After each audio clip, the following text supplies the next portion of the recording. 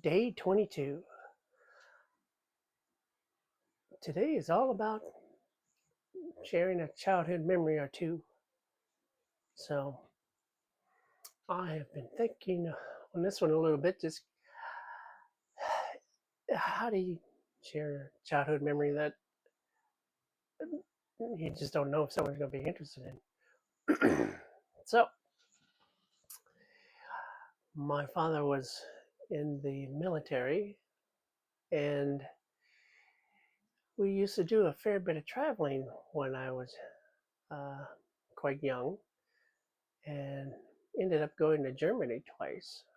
So on the first one, I was around 4 or 5 years old, and we went to a place near Munich. Unfortunately, I can't remember where exactly, but I do know we were living on the edge of a base, and there was a German village, essentially a very small area that was close. And my father uh, has been a recovering alcoholic all his life, and he liked to frequent the bar. And well, I used to go along because you can't leave a 4-year-old alone. Um, my mom was there for other reasons, but generally, yeah, I got dragged to bars when I was young. Um, the German culture, at least back then, is quite different. Yeah, they approach children and what you get exposed to very differently. So children at a bar was actually quite socially acceptable, and there was this German girl about the same age as I was, um, and the thing that was funny about this that my parents always had to laugh at was here I am, a little little kid, knows only English. Here we are, little girl, knows only German, and we would gabble at each other all the time. And we would play games and just keep ourselves entertained while we were at the bar. I honestly believe she was the daughter of an owner, but I can't really recall because she was there a lot. Um, just like we were there a lot. So who knows? Maybe another alcoholic. But the thing that I remember most is I could swear she was talking to me in English. Um, I remember the conversations, and I got meaning out of them, and we did things and such. So, to me, this is a very funny story about two children who didn't have a commonality in language, getting along and having a good time. And I just wish the rest of the world had that skill. It would be interesting to meet that woman now, to see if it still worked. But it's, I mean, it's a very interesting memory for me in the sense that what my parents remember happening and what I remember happening are very different. I mean, the same events happen, but again, I remember there being exchange of ideas and talking and not being confused. Yet, I don't know German. People can speak German at me, and I can get the slightest gist of it because I've had exposure to it, but that's about it. The other piece that I'm thinking about dealing with childhood was um, the beginnings of, I don't know if I dare call it an obsession, but definitely a love for playing the guitar. So I was quite young. I was about, I want to say, early 12 years old or so when I finally badgered my dad into getting me a guitar because I had been asking for one for quite some time. At least to me, it felt forever. Um, and for a 12-year-old, a couple of years is a long time. So he went out and found like a $25, $35 acoustic. And well, I was wanting to play different stuff, not country or anything like he listened to. I was busy wrapped up in the sounds of Black Sabbath. I just discovered it, and well, I wanted to try to learn that, but you know, I was given an acoustic and told that if I didn't play it, I wouldn't get anything else. And no, you're not getting lessons. What do you think? I'm made of money. So, um, without instruction, and this is way before the days of internet. Um, so all I could do is try to find um, something in the library, which I proceeded to fail at. One, getting to the library, we lived fairly far away, and getting parents to do that was problematic. Um, so I ended up just trying to learn by ear and guessing and such. And I plunked at that guitar for at least a year, just trying to understand it, try to puzzle it out and make sense. I did, find some basic books, but I couldn't make sense of them. I made enough sense to learn to tune it, but I had no reference, no understanding, so I just tuned it to whatever the E note pleased me. uh, and slowly started to find little licks and riffs in that Black Sabbath stuff I was listening to. And then, you know, I asked about an electric guitar. And to my surprise, my dad had, during this year, had been telling me to be quiet and not play that in here and shut up and that kind of stuff. But I was playing it often, pretty much daily for at least an hour or two. Um, just trying, as I said, make sense of it. There was something in me that wanted to get out, and I still can't quite tell you what it is. I don't think of it as expressing myself. I just enjoyed making noise that was sensible, that sounded good to my ear. Well, about a year or so after doing that, I get my first awful electric. It was terrible.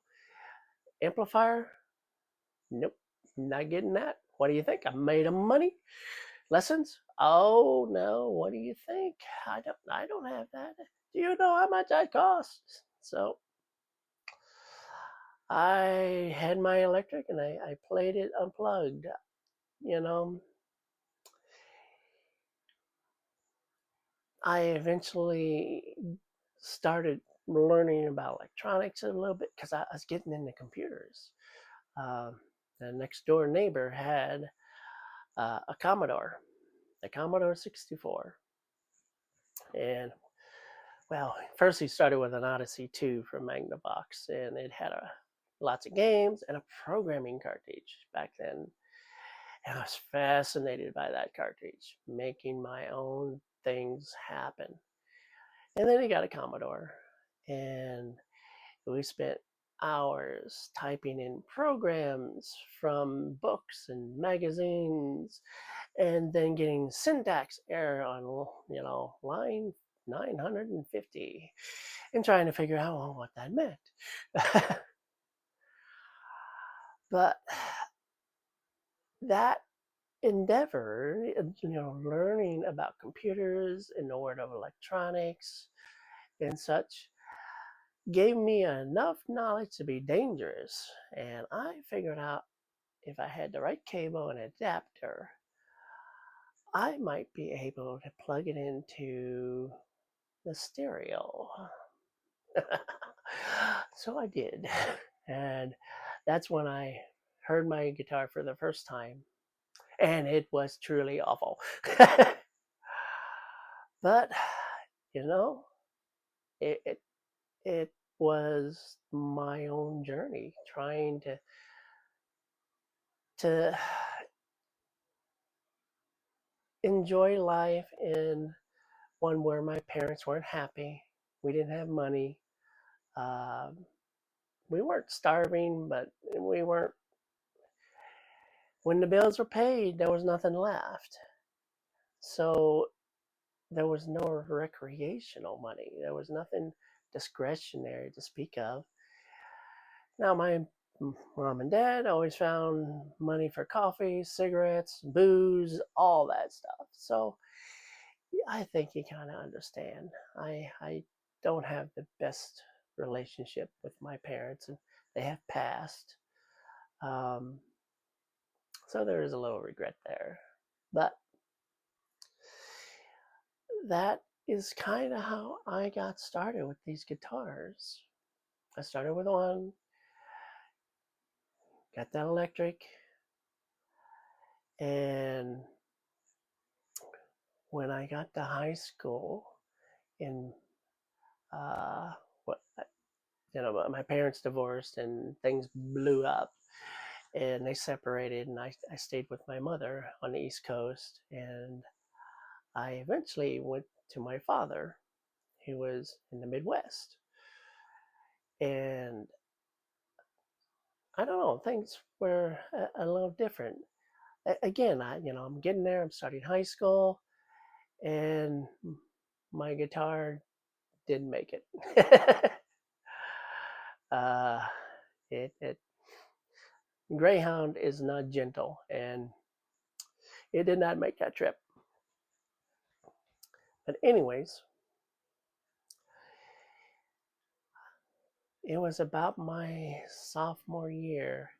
He bought me my first proper electric guitar. It was a red West Tone. Um, it, Interesting enough, there's a lot of history around it. I wish I had kept it. I had a hard case and everything, and we paid $250 for it, which was a lot of money back in the 80s. Um, that was a lot of money. Like I said, it took the better part of a year to save up for it. And I got my first lesson. I mean, I had been banging around on this stuff as long as I could for nearly 4 years. And so my dad finally gave me my first lesson. And it was bewildering, and I was like, scales, notes, I knew basic note names up to the fifth fret. I knew some chords, but that was it. But that is what got me into music theory and uh, trying to learn it and dealing with the the sighted guitar teacher who can't understand that they need to communicate differently. Uh, I had vision, but I couldn't put a piece of music in front of me and read it. It was impossible. And when you got my nose close enough, well, a music stand and a guitar never get along. It's a you know bowing with the stand on an electric guitar is not a fun sound. So it proved to be interesting trying to learn from him. I was like 14 or so, and he was 18. Man, he was really up there in the world. You know, I, considering how good he was, I have often wondered what happened to Alex. um, but yeah, that is one of those cherished memories of mine where even though I had to do most of it alone, and even the guitar learning I have gathered since, much of it's on my own. Uh, I haven't found a teacher that will actually teach in a way that is productive. And when I tell them a way of communicating, they refuse to do it, which is unfortunate. But that's kind of why I'm thinking of doing a very simple early beginners series to see if there's any interest out there. Um, I can see sighted people enjoying it much better, but the the low vision and blind community, they don't have a lot. So I don't know. Maybe I'll attract them, maybe it won't. But anyways, those are two of the childhood memories I could think of. Until tomorrow.